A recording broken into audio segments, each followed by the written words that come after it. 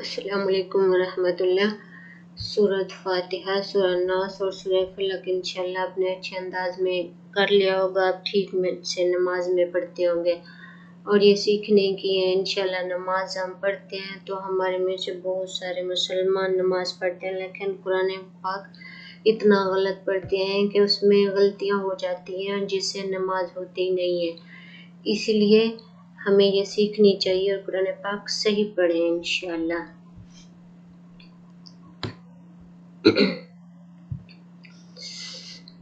آج ہم سورہ اخلاص انشاءاللہ پڑھیں گے۔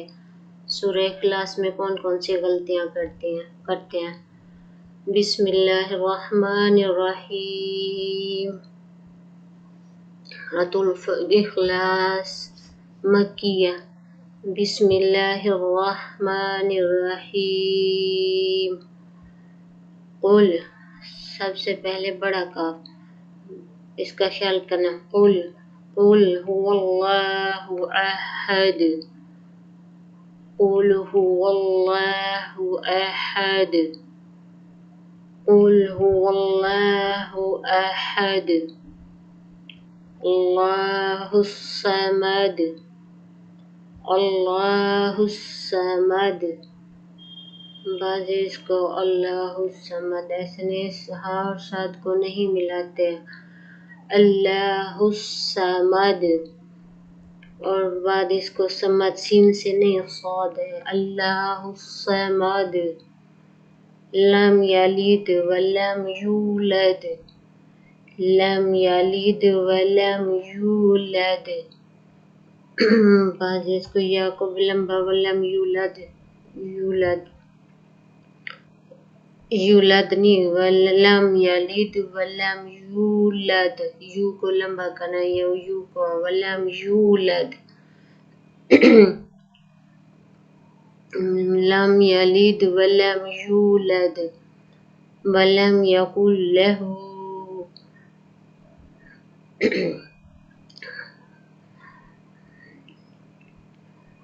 ولم یکن لہ،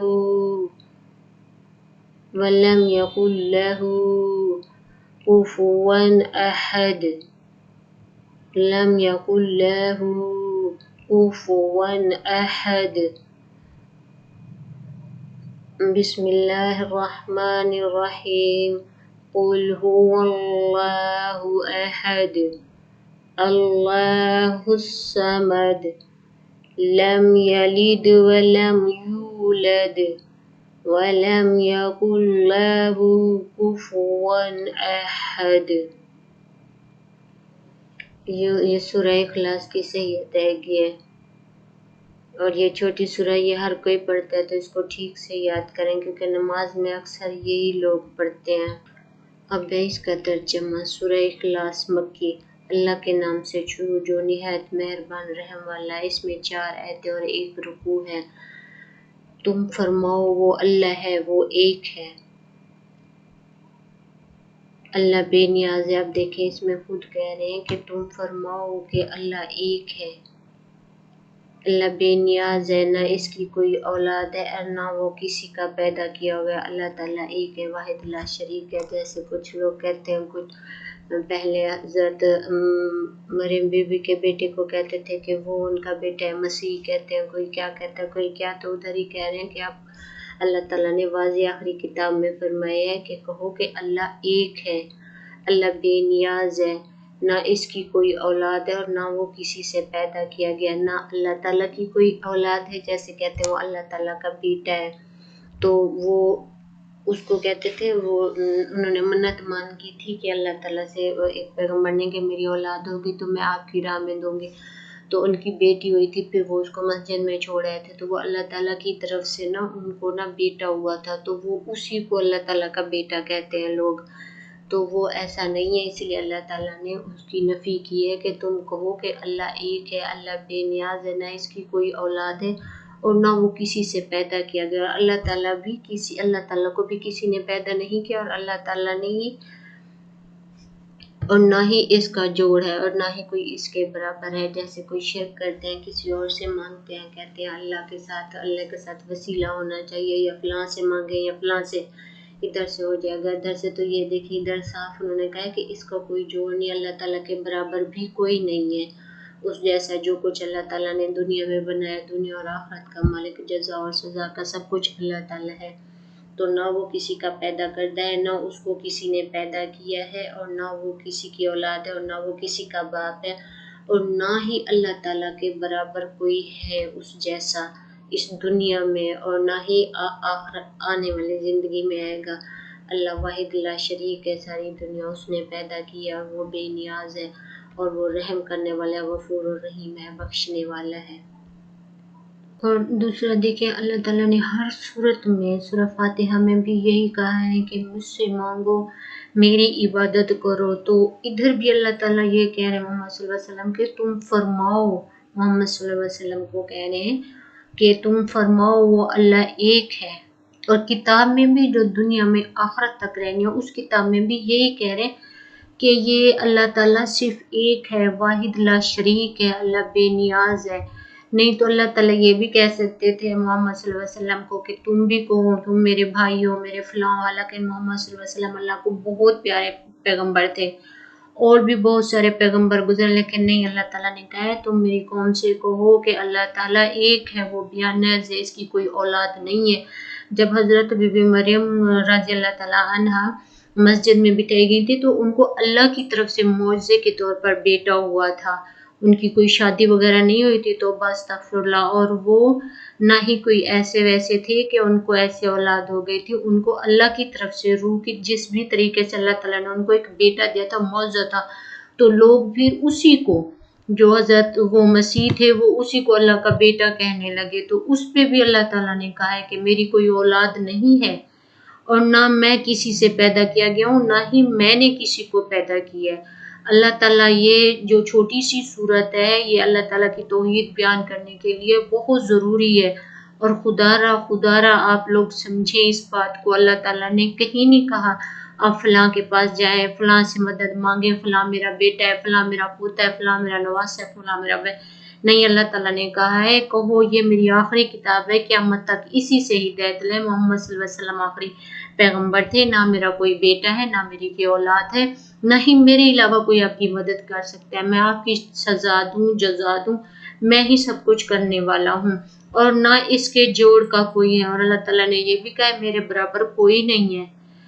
جو چیز اللہ اب دنیا میں، کائنات میں جو چیز بنائی ہے اللہ تعالیٰ نے بنائی ہے، آپ میں سے، ہم میں سے، کسی میں سے، یا جدھر جا کے ہیلپ مانگتے ہیں یا کچھ کرتے ہیں، کیا وہ ہیں ایسے جو کوئی ایک ذرہ برابر بھی کچھ بنا سکے؟ نہیں، وہ واحد لا شریک ہے۔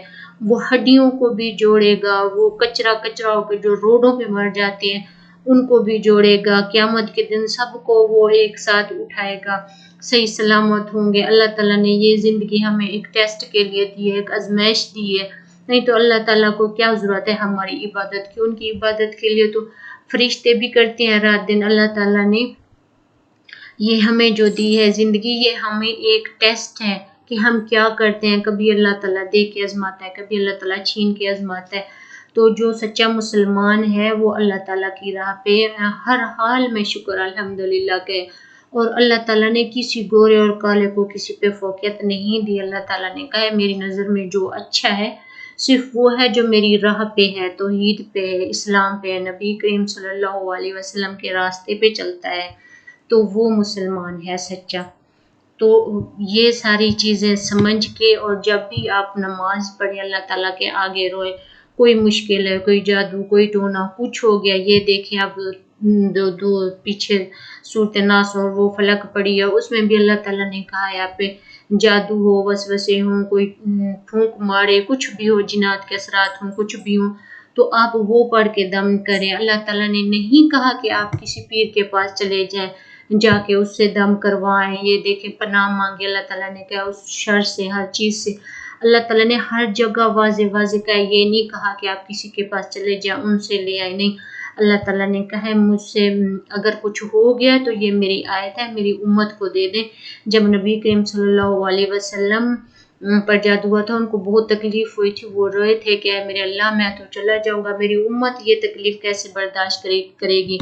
جب اللہ تعالیٰ نے یہ آیتیں اتاری تھیں اور کہا تھا اے محمد صلی اللہ علیہ وسلم اپنی امت کو دیتے جو رہتی دنیا تک قیامت تک، یہ اگر ان کو کسی کو کوئی تکلیف ہو، ان کو جادو ٹونا ہو یا کوئی ان پہ تعویذ کیے جائیں یا جنات کے اثرات ہو تو یہ صورتیں پڑھیں اور انشاءاللہ ان کو شفا ملے گی۔ تو اللہ تعالیٰ نے یہ نہیں کہا کہ وہ اے محمد اپنی قوم سے کہنا وہ فلاں کے پاس جائیں، فلاں کے پاس جائیں تو ان سے جا کے مدد مانگے، ایسا نہیں تھا۔ اللہ تعالیٰ نے بار بار یہ دیکھیں، اللہ تعالیٰ نے ہر جگہ یہی کہا کہ میری یہ جو صورتیں ہیں ان کو پڑھیں، جتنے بھی اثرات ہوں گے جادو ٹونے ہر چیزیں ختم ہو جائیں گی۔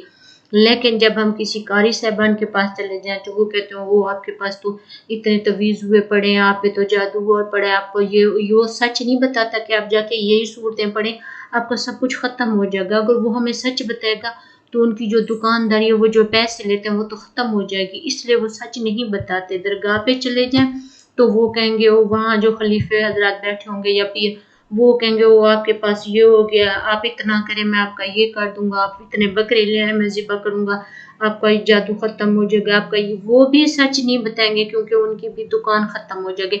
جتنے درباریں ہیں ایک مسلمان ہونے کے ناطے سچ بتائیں، وہاں پہ کتنے اربوں کے پیسے، کوئی غریب بھی ہوگا نا کسی پیر کے پاس جائے گا، وہ پیر یہ نہیں کہے گا آپ غریب ہو مجھے نہ دو، نہیں، ہدیہ یہ وہ کچھ نہ کچھ لے کے جان چھوڑیں گے۔ تو یہی ہے کہ ہر کوئی اپنی دکانداری بنانے کے لیے اللہ کا دین صحیح طریقے سے بتا نہیں رہا، ان کو کہہ نہیں رہا کہ آپ کو کسی کے پاس جانے کی ضرورت نہیں ہے، یہ جو کتاب ہے یہ محمد صلی اللہ علیہ وسلم آخری پیغمبر جو ان پہ یہ اتری ہے، یہی کتاب ہے جو آپ کے گھر میں ہے، جو جس کو آپ نے پیٹھ کی ہوئی ہے، جس کو آپ سمجھتے نہیں ہیں، جس کا آپ ترجمہ نہیں پڑھتے، اس لیے تو در بدر بھٹک رہے ہو۔ اگر تم سمجھو قرآن پاک کو اور اس پہ عمل کرو تو کیوں در بدر بھٹکو؟ جب اللہ تعالیٰ نے ہر آیات میں نشانی دی ہے، اب اللہ معاف کرے توبہ استغفر یا تو ہم مسلمان کہیں یہ کتاب ہی جھوٹی ہے، تو پھر تو ہم در بدر ادھر ادھر جا کے کسی اور سے مانگیں، جب پتہ ہے یہ ہماری آخری کتاب ہے۔ ہزاروں کتابیں اتری، ہر مذہب میں اتری، کسی کو کسی نے بدل دیا، کسی کو کسی نے، لیکن قرآن پاک کا کوئی ایک لفظ بھی نہیں بدل سکا، کوئی ایک آیات بھی نہیں لے کے آ سکے۔ اللہ تعالیٰ نے واضح کیا اگر کوئی ہے ایسا میرے برابر تو ایک آیات لے کے آ جائے اور دکھا دے، اگر کوئی قیامت کے مالک ہے تو مجھے بتا دے، جزا سزا میں نے دینی ہے، سب کچھ میں نے کرنا ہے۔ تو یہی خدا رہا میری بار بار یہی ریکویسٹ ہے، میں کسی مذہب پہ طنز نہیں کر رہی، میں کچھ بھی نہیں کہہ رہی، میں صرف یہ کہہ رہی ہوں کہ ہر کسی کو چھوڑیں، اللہ کی رسی کو مضبوطی سے تھامیں، اور کوئی حسد کرتا ہے، کوئی شر کرتا ہے، کچھ بھی کرتا ہے، جادو بھی کرتا ہے، کچھ بھی کرتا ہے تو آپ ان کو پڑھیں، اللہ پہ یقین رکھیں، نماز قائم رکھیں، اور کوئی ایسی چیزیں آپ کو چھو بھی نہیں سکتی۔ اور جنہوں نے اڈے یہ بنائے ہوئے ہیں، کوئی پیر نے بنایا ہوا ہے، کسی پیر نے، کسی مولوی صاحب نے، تو انہوں نے اپنی روزی کے ذریعے بنائے ہوئے ہیں اور ہم مسلمانوں کو بہکا رہے ہیں، حالانکہ ہم مسلمان ہیں، مسلمان ہی ایک دوسرے سے مخلص نہیں ہے۔ چلیں غیر مسلم تو یہ جادو ٹونے کریں، جبکہ اللہ تعالیٰ نے صاف کہا ہے کہ یہ حرام ہے جادو ٹونا۔ یہ آئی تھی چیزیں لیکن وہ پہلے دور میں تو اللہ تعالیٰ نے ان کو منع فرما دیا تھا کہ یہ ایک دوسرے کو تکلیف دینا، یہ چیزیں اسلام میں ناجائز ہے، حرام ہے، پھر بھی ہم لوگ کرتے ہیں۔ اللہ معاف کرے اگر مسلمان کسی غیر مسلم سے جا کے کالے جادو کے تعویذ لے آتا ہے، تو اسی لیے اللہ کے برابر کوئی نہیں ہے۔ اللہ تعالیٰ نے ہر جگہ کہا ہے اللہ سے مانگے، نہ اس کا کوئی ہے نہ اس کے کوئی برابر ہے، جب بھی تکلیف ہو اس کے سجدہ کروں، سجدہ کریں اللہ تعالیٰ کے آگے،